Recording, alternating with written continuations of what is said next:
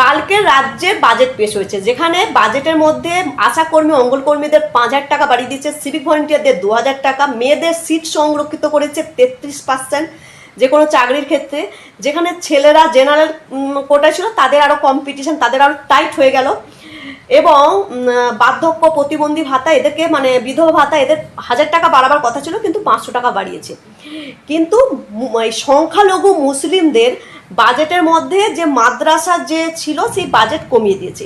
এবং সেই প্রসঙ্গে সজল ঘোষ এই মুসলিম এবং সংখ্যালঘুদের সম্বন্ধে কি বলেছে আপনারা একটু শুনে নিন। আরে ভাই, আপনি সংখ্যালঘুতে শুধু যাচ্ছেন কেন? আপনি যখন বিয়ে পাচ্ছেন তখন সেখানে আপনারাও পাবেন, সংখ্যালঘুরাও পাবে, সংখ্যাগুরুরাও পাবে। আপনারা যখন অন্যান্য ভাতা পাচ্ছেন তখন সেখানেও পাবেন। চাকরি যখন হবে সেখানে চাকরি সবার হবে।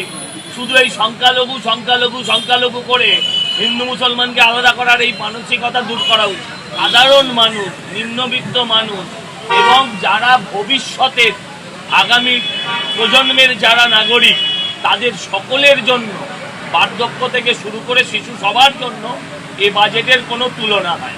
কলকাতা জেলা ছিল না, আমাদের বিভিন্ন ক্ষেত্রে তাতে লিখতে অসুবিধা হতো। হ্যাঁ, বিভিন্ন জায়গায় কলকাতা জেলা হোক যাই হোক, কলকাতা তো কলকাতাতে আছে, অসুবিধা।